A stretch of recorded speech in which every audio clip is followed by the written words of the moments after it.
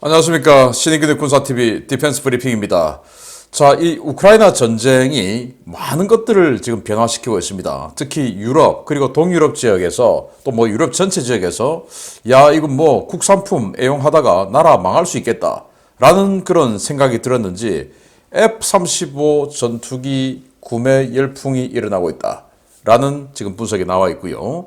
그리고 우크라이나가 이 전쟁 기간 중에 정말 러시아를 깜짝 놀라게 할 새로운 무기, 사실은 새로운 무기는 아닌데 새롭게 운용될 수 있는 장거리 타격 무기를 지금 만들고 있다라는 정보가 나왔습니다. 지금까지는 우크라이나가 가장 긴 사거리를 가진 장거리 타격 무기는 120km짜리죠. 토치카.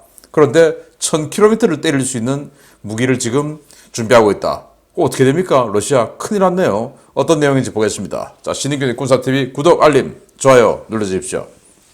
이번 우크라이나 사태로 인해 촉발된 유럽의 군사적 긴장감이 F-35에 새로운 기회를 열어주고 있으며 향후 10년 이내에 유럽에서 F-35 소요가 100대 이상 더 늘어날 것이라는 주장이 나와 주목됩니다.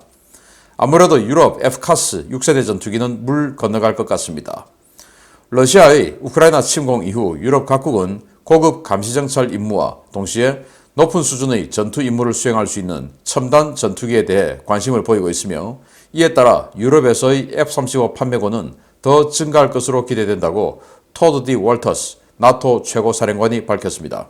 미 공군 대장이자 미 유럽 사령관, 나토 최고사령관을 겸직하고 있는 월터스 사령관은 미 하원 군사위원회에 화상으로 참석해 유럽 각국은 최근 위기 상황에서 F-35가 보여준 능력에 주목하고 있으며 이에 따라 도입 수량이 크게 늘어날 수 있다고 밝혔습니다. 월터스 사령관은 현재 미국은 나토 방어태세 강화 차원에서 독일 스팽달렘 공군기지에 F-35를 배치한 이래로 현재 루마니아와 폴란드 지역에서 F-35를 운영하며 감시정찰 및 지휘 통제 면에서 나토의 전략적 능력을 크게 향상시키고 있다라며 F-35의 역할과 성능을 평가했습니다.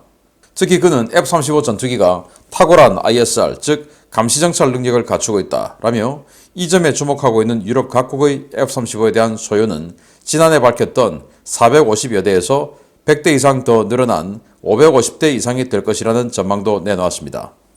현재까지 F-35를 구매하기로 결정한 유럽 국가는 영국이 F-35B 48대, 이탈리아가 A형 60대, B형 30대, 핀란드가 A형 64대, 노르웨이와 네덜란드가 각각 A형 52대, 스위스가 A형 36대, 독일 A형 35대, 벨기에 A형 34대, 폴란드 A형 32대, 덴마크 A형 27대 등 470여 대 수준인데요. 월터스 사령관은 기존 도입국이 추가로 더 도입하거나 동유럽에서 F-35 구매국이 더 늘어날 것이라고 내다봤습니다. 미국이 눈여겨보고 있는 대상은 F-카스와 F-35 블록 4 유로파이터 트렌치 5를 두고 고민 중인 독일인데요. 독일과 동유럽이 F-35 도입을 결정할 경우에 유럽의 F-35 전체 도입 양은 600대를 넘어갈 수 있다는 관측도 나오고 있습니다.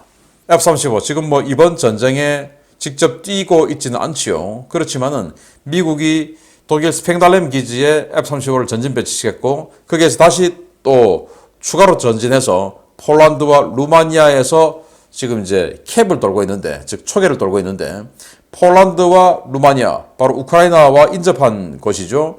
루마니아는 그 흑해 연안에 있는 나라고 폴란드는 국경을 하고 있고 벨라루스와도 국경을 하고 있고 이런 상황. 그리고 네덜란드 공군의 F-35가 역시 우크라이나와 또 국경을 마주하고 있는 슬로바키아에 또 추가로 지금 증원되어서 캡을 돌아주고 있고, 자, 이런 상황이다 보니까 우크라이나 주변의 F-35가 폴란드, 슬로바키아, 루마니아 이렇게 지금 3개 국가에 깔려서 작전을 하고 있어요. 그러면서 이 F-35는 전투기이기도 하지만 여기에 감시정찰, 탐지자산, 그러니까 뭐 적외선 탐지, 레이더 탐지, 광학 탐지 이런 아주 강력한 감시정찰 능력이 있기 때문에 감청만 안 한다 뿐이지 보는 이런 영상정찰 면에 있어서는 과거 구시대의 그런 정찰기 이상의 그런 성능을 가지고 있는 종합적인 능력 보유자이기 때문에 야, 이거 F-35 전방에 추진해서 운영해보니까 이거 상당히 괜찮다라는 결론을 얻게 된 거죠.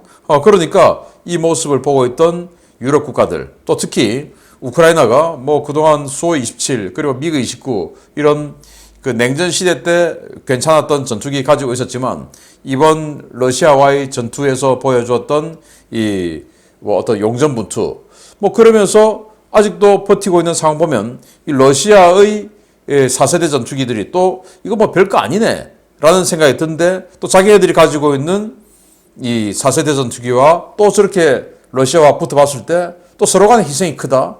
야, 희생을 하고 싶진 않죠. 그래서 압도적으로 이기고 싶죠. 또 이제 러시아가 보니까 뭐 조금만 하면 압도적으로 또 이길 것도 같아요. 완전히 그냥 아무것도 아닌 허접한 핵무기만 잔뜩 가진 허접한 그런 군사력으로도 보이고 뭐 그렇죠. 그래서 F-35 사야 되겠다라는 생각을 했고 독일 같은 경우에 자신들이 유로파이터 공동개발국이기 때문에 에어버스가 당연히 독일도 그 정치인들에게 압력을 넣겠죠. 로비를 하겠죠. 그러다 보니까 유로파이터를 대량 구매하기로 했다가 야 이거 아니다. 이게 뭐 국산 이거 좋지만 일단 나라가 살고 봐야 되겠다 해가지고 갑자기 확 바꿔가지고 F-35를 도입하기로 했고 지금 돌아가고 있는 모습을 봐서는 유로파이터를 한 90대 더 사야 되는데 그거 말고 그거 확 줄이고 F-35를 더 많이 사자 라고 할 가능성이 아주 높다라는 것이죠.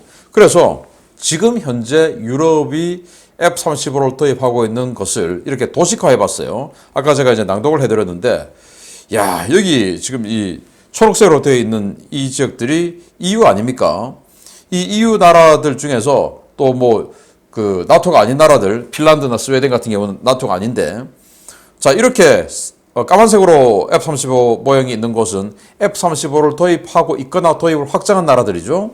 그래서 이런 식으로 까만색이 쫙 펼쳐집니다. 그리스까지. 그래서 이 러시아 남부 지역까지 완전히 그냥 F-35가 도배가 되는데 여기다가 추가로 여기 중간에 체코 그리고 루마니아 그리고 이 끝에 스페인 이런 나라들도 야 이거 F-35 없이는 안 되겠다 라는 생각을 하고 지금 도입을 추진하고 있고 협상 중에 있어요.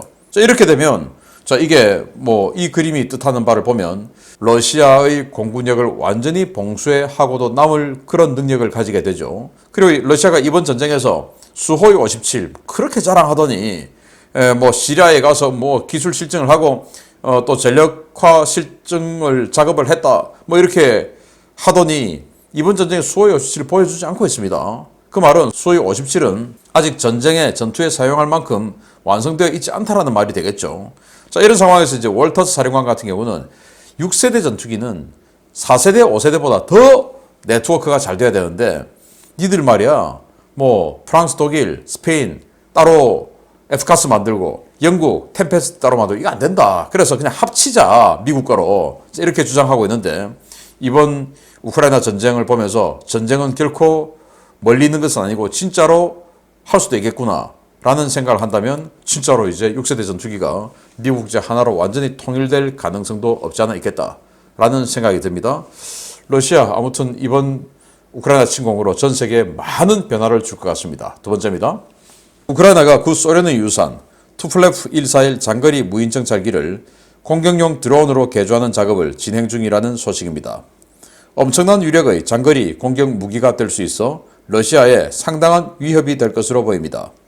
우크라이나가 구소련 때 만든 투플레프 141 장거리 무인정 잘기를 공격용으로 개조하고 있으며 크로아티아 수도 자그레브에 떨어졌던 드론은 바로 이러한 우크라이나의 공격용 드론의 위험성을 보여주는 것이라고 러시아 타스 통신이 현지 시각 3월 30일 보도했습니다. 타스는 이 드론은 비행 속도를 낮추어 연비를 개선했으며 통상 6,000m 수준인 비행 고도를 더 낮추어 생존성도 높였다 라며 이 드론은 최대 250kg의 페이로드를 운반할 수 있기 때문에 공격용으로 매우 유용할 것이다 라고 밝혔습니다. 러시아 관영 매체인 타스 통신이 이러한 보도를 낸 이유는 지난 3월 10일 심야에 크로아티아 자그레브에 추락한 드론이 우크라이나가 개조한 무장 드론이라는 사실을 재차 강조하기 위함으로 보이는데요. 크로아티아 군 당국은 최근 발표한 조사 결과에서 해당 드론이 우크라이나 군의 드론이었으며 항법장치 고장으로 크로아티아에 잘못 떨어진 것이라고 잠정 결론 낸 바 있습니다. 1970년대 러시아의 장거리 정찰용 드론으로 개발된 투폴레프 141은 시속 1000km의 속도로 1000km의 거리를 비행하며 야전군급 부대의 정찰 정보를 제공하기 위해 개발된 정찰용 드론인데요. 타스는 우크라이나가 최근 이 무장 드론에 서방제 유도 장치를 달아 50에서 70m급의 정밀도를 가진 장거리 자폭 드론으로 개조하고 있다고 지적했습니다.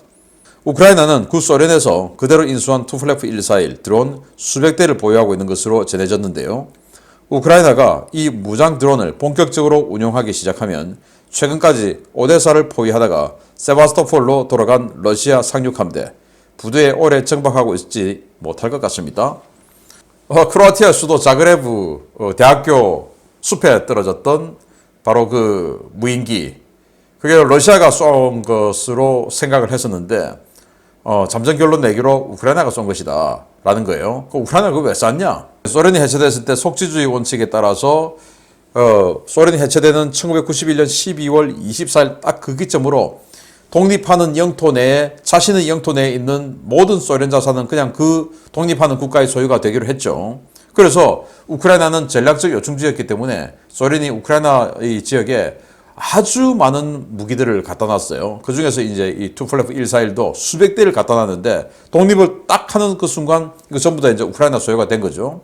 그런데 우크라이나가 이런 모든 것들을 다 운영할 만큼의 경제력, 그리고 어떤 그 패권적 욕심 이런 게 전혀 없으니까 이게 뭐 거의 방치되고 있다시피 했는데, 지금 러시아가 치다 보니까 자신들이 가지고 있는 펀치가 토치카유라고 하는 120km짜리 사거리를 가진 이 단거리 탄도미사일밖에 없으니 뭐 그거 가지고 엘리게이터급 상륙함도 때리고 또 벨고로드 지역에 있는 탄약고도 때리고 뭐 이렇게 했지만 이게 120km가 아니고 1000km라면 훨씬 더 많은 일을 했겠죠. 러시아 본토 후방에 있는 좀 더 큰 대도시 또는 더 큰 군사 그런 시설, 뭐 공항, 군사기지 다 때릴 수 있을 텐데 그게 안 되니까 120km밖에 펀치가 안 되니까 아쉬운 상황에서 자 이거 한번 살려볼까? 일단 우크라이나가 군사기술은 상당하니까 이거 한번 살려볼까 해서 살려서 시험 발사를 해봤는데 이게 이제 항법장치가 잘못 작동해서 엉뚱한 쪽으로 날아가서 크로아티아 수도에 떨어져 버린 것이다 라는 잠정 결론을 내고, 만약에 이게 진짜 러시아가 쏜 것으로 결론이 내어진다면 이 나토 가만히 있지 않았겠죠. 그런데 이제 크로아티아가 잠정 결론 내기로 이거 우크라이나가 쏜 거야. 그래서 그냥 이렇게 묻어지는 겁니다. 그러면은 우크라이나는 이걸 수백 대를 가지고 있는데 그 중에 상당수가 헤르손 공항에 있었다라고 해요. 그런데 헤르손 공항을 러시아가 지금까지 계속 점령하고 있었기 때문에 이 러시아가 이걸 가만두지 않았을 테고, 그러면은 다른 곳에도 있었을 텐데 그게 뭐 비록 수백 대보다는 조금 더 소수라고 하더라도 펀치력이 하나도 없는 것하고는 다르죠. 그래서 지금 세바스토폴, 크림반도의 세바스토폴에 러시아 흑해함대 사령부가 있는데 여기를 그냥 때려버릴 수 있는 거예요. 예를 들어서 지금 이 우크라이나 점령 지역인 이 헤르손 입구에서 쐈을 때 300km예요. 세바스토폴까지. 그럼 세바스토폴에 슬라와급 순양함이라든지 러시아의 상륙함이라든지 굉장히 많은 군함들이 정박할 텐데, 슬라와급 순양함이 방공 능력을 가지고 있다 하더라도 그게 바다에 나와서 레이더를 가동했을 때 방공 능력이 있는 것이지 그냥 항구에 접안하고 있을 때는 아무것도 아닌 큰 그냥 쇳덩어리에 불과합니다. 그거 그냥 위치만 알면 바로 그냥 때려버리죠. 이게 탄도 중량이 220km, 250km 정도 되니까 하푼, 해성 이런 함대한 미사일 정도의 위력을 가질 수 있죠. 그냥 한두 발 맞으면 격침되는 것이고, 또 뭐 격침 안 돼도 이 요즘은 뭐 센서, 이 레이더, 통신 장비 이런 거 파괴되면은 전쟁 못 하죠. 이런 장거리 타격 무기를 우크라이나가 곧 가지게 될 것 같고, 자 이렇게 되면 이 세바스토폴뿐만 아니고 이 러시아 지금 현재 본토 이런 지역까지 타격 가능하기 때문에 앞으로 전쟁 양상이 상당히 달라질 것 같다라는 그런 생각이 듭니다. 러시아가 이래저래 굉장히 곤혹스러운 일들이 계속 벌어지고 있습니다. 러시아 망할지도 모르겠습니다. 마치겠습니다. 감사합니다.